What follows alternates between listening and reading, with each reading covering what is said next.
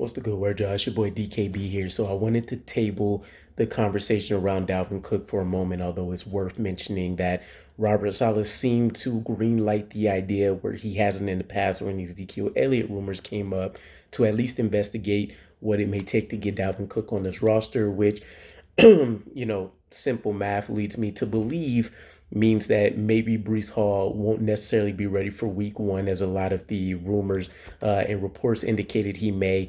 And not necessarily just that he won't be ready by week one. Medically, he could potentially be just fine. But from that mental state point of view, you want to make sure that he's 100% ready to go and firing on all cylinders. So with that aside, you take a look at this current running back room.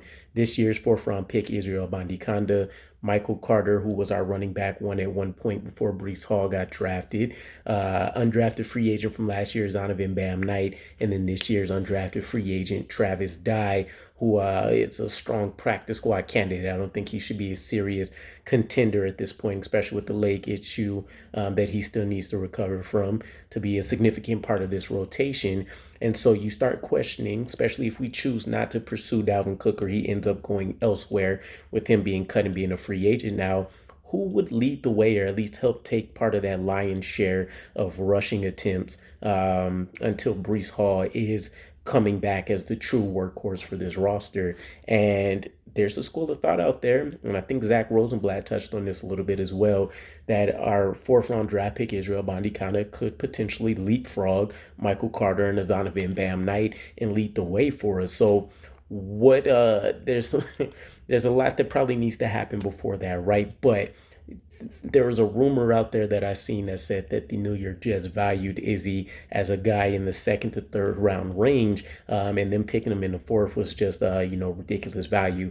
And if he does see the field as a running back one at any point for us, you're automatically exceeding expectations. Even though in this day and age, you're seeing a lot more of these elite profile running backs get replaced with these day three picks. Nonetheless, it looks really good on us, especially if he can go out there and help reasonably replace the production that Breece Hall will bring to us. But you think about a lot of what he was getting in the draft coverage and what a lot of people covered once he officially got drafted to the Jets.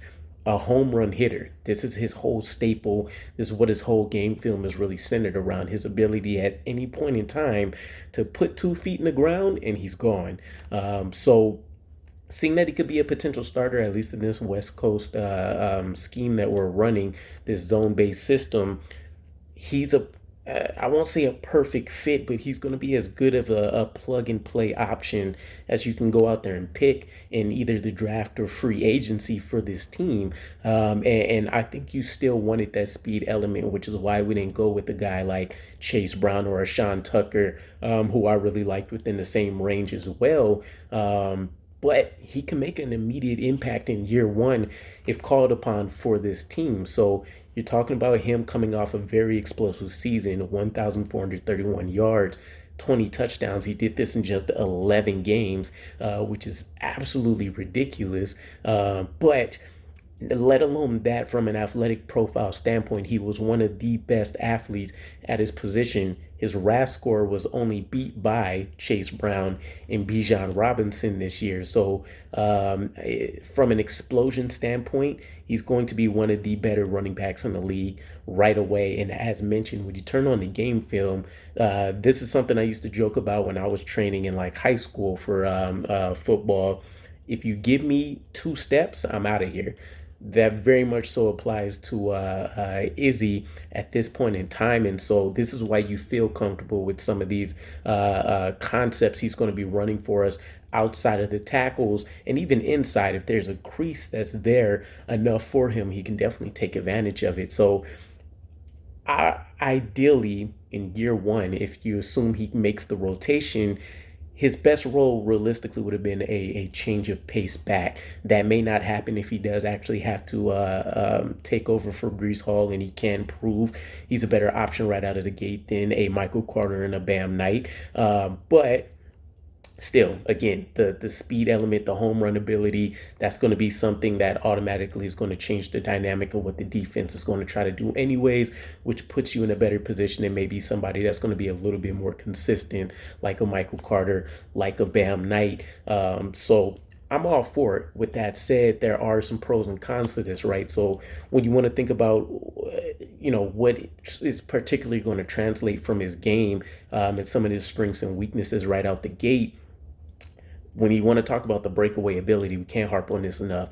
He had the fourth best breakaway yardage in the FBS conference. What this means is he had the fourth most runs of 15 plus yards that would have essentially led to additional yardage, right? So not only that, he was the second best Power 5 running back, only behind Zach Charbonnet within this same metric. So this lets you know not only is he able to go out there and hit the big plays, but as you can see on film very easily as well, if he gets those 15 yards, he's generally taking whoever's trying to catch him the distance to the end zone. One of the biggest concerns, though, and there's a lot of elements of his game that are going to need drastic development, which is why you don't feel 100% confident just saying this is going to be our running back one until Breece Hall comes back. You're definitely still going to need to run a committee approach here, but you can definitely see more attempts with him to go out there and utilize that speed. So pass blocking is going to be a huge one, especially with Aaron Rodgers in the fold, especially with some of the question marks around our offensive line. And if we can hold up with some of the talent that we've assembled, even though we've developed better depth, is he's allowed a pressure rate of 14.8% on 61 attempts. He basically ranked 182nd out of 199 guys. And for his build, just a shade under 6 foot, 215-ish pounds, you would expect that he holds up a lot better than this, but he ends up trying to go for a lot of, I guess, what do we call them now? Chop blocks, cut blocks, kind of diving at the feet, hoping he can just get in the way enough, as opposed to really trying to go out there and help stonewall a guy. You also get concerned about his receiving ability out here. 11.6% drop rate. Basically dropped 5 out of 38 receptions. And this is coming off his final season again, by the way. He's never caught a ball that was more than 10 yards downfield. So a lot of what he developed in this game, what he got comfortable with, what ended up being solid foundational skills for him in the receiving game was a lot of underneath throws where he's basically behind the line of scrimmage, maybe 2, 3, 4, 5 yards or less from the line of scrimmage. And he's just hoping to be able to go out there and dance a little bit and then use that speed to go and attack the open field. So you're looking at someone that's going to be a purely, at the line of scrimmage or behind type of receiver right out of the gate. That's a huge element that needs work, especially because you have a guy like Michael Carter that can go out there and work out of the slot. You probably can get that out of a guy like Bam Knight, who I think had that catch on a nice wheel route last year. And so that there right away takes away his ability to stay on the field. But from a scheme standpoint, he's going to be a strong fit again. 68.8% of his rushing attempts came out of a zone concept during his time at Pitt. So for all of the things that he's going to need to definitely shore up as part of his game, he's coming into a strong room. I think he could still honestly be running back one if he necessarily needs to for, the first quarter of games. And then again, you're utilizing Michael Carter, you're utilizing Bam Knight, who has more years in the system, more development under their belt, as a way to kind of minimize some of the impact for what Izzy may not necessarily be ready to do. But as part of just building an explosive offense, I think it makes the most sense to try to plug Izzy in. There are some fumble concerns with him as well. I know he put 3 on the ground last season.